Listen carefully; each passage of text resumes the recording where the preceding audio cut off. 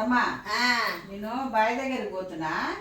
కూరగాయలు అన్ని మంచిగా తెంపేటట్టు అయినాయి.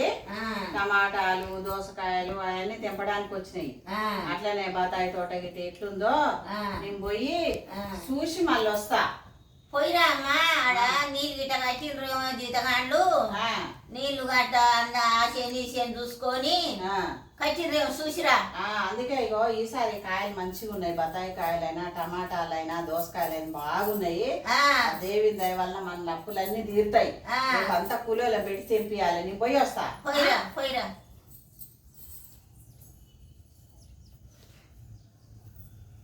సాయంత్రం తరువాత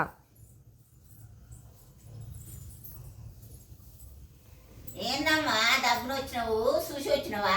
ఏం చేయమంటావు అత్తమ్మా, నేను పోయిన కాడ నుంచి ఒకటే వర్షం ఆడ. ఈడ లేదా వర్షము? ఈడ లేదమ్మా, మామూలుగా ఉంది. ఎక్కడి వర్షము? రాళ్ళ వర్షము. రాళ్ళు పడి టమాటాలు దోసకాయలు అన్ని పోయినాయి. చెట్లన్నీ కొట్టుకపోయినాయి. బత్తాయి చెట్టు కాయలకు అన్ని దెబ్బలు తాకినాయి. అంత నేల కొరిగింది. ఇక మన అప్పులు తీరేటట్టు లేదు.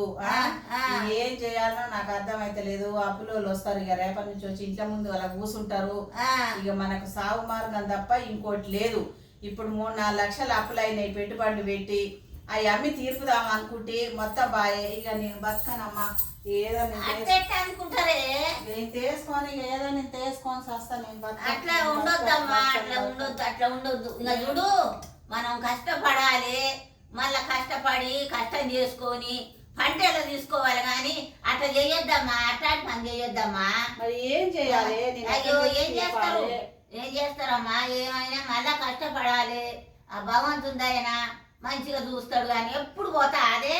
మరి ఏం చేయాలి? ఈసారి మనం సొంత భూములా కవులు బట్టి చేసుకుంటున్నాము. ఏం పోదు, ఎప్పుడు ఏం పోదు. నేను ఈ దాగి సాగకపోతే ఇంకా ఏం చేయాలి? వద్దు వద్దు వద్దు, ఆ పని చేయొద్దమ్మా, ఆ పని చేయొద్దు. వద్దు, ఆ పని చేస్తారు.